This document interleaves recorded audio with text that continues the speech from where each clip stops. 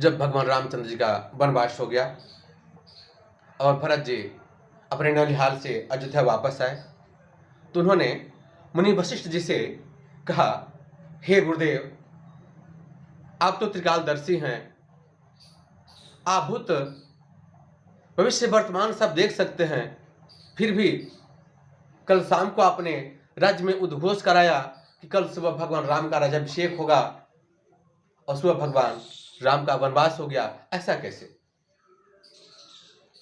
वशिष्ठ से द्रवित हो गए और उन्होंने कहा,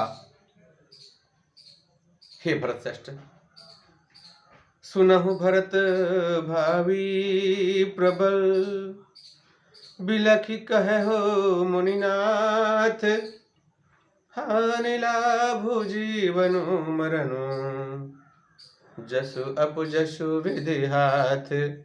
हे भरत श्रेष्ठ, हानि लाभ, जीवन मरण, जस अपजस, ये सब विधि की विडंबना पर निर्भर करता है।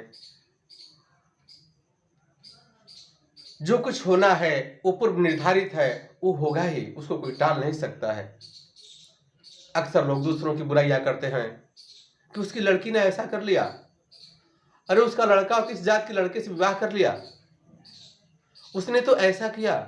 हमें किसी व्यक्ति विशेष का दोष नहीं देना चाहिए। कोई अधिक कमाता है, कोई कम कमाता है, सब उनके अपने पूर्व कर्म हैं। वो कर्मों के आधार पे ईश्वर की महिमा पे ही निर्भर करता है। जो होना है वो होगा और जो पूर्व निर्धारित है वही होगा और उसी समय पे होगा, उसको कोई टाल नहीं सकता है। मैं तो यहां तक कहता हूं कि आप जो अपना कर्म कर रहे हैं वो भी उनकी मर्जी से ही हो रहा है। उनकी महिमा नहीं रही तो आप अपना कर्म भी नहीं कर सकते हैं। उदाहरण के तौर पे आप भगवान से मिलने के लिए या मंदिरों में दूर दूर तक रुपए पैसे खर्चा करके जाते हैं भगवान का दर्शन करने के लिए।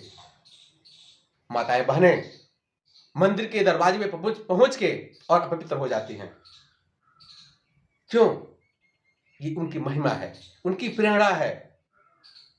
हम अपने कर्म में हमने कोई कटौती नहीं किया, लेकिन फिर भी उनकी महिमा नहीं रही तो नहीं हुआ। इसलिए अगर हम कुछ कर्म कर रहे हैं तो उनकी महिमा है, उनकी महिमा से ही हो रहा है। इसे हमें किसी व्यक्ति विशेष का दोष नहीं देना चाहिए। किसी व्यक्ति विशेष का दोष देके उसके पापों को हम अपने सर पे ले लेते हैं। इसलिए हमें जो कुछ भी हो रहा है किसी के साथ भी वो प्रकृति की कृपा मान के, ईश्वर की महिमा मान के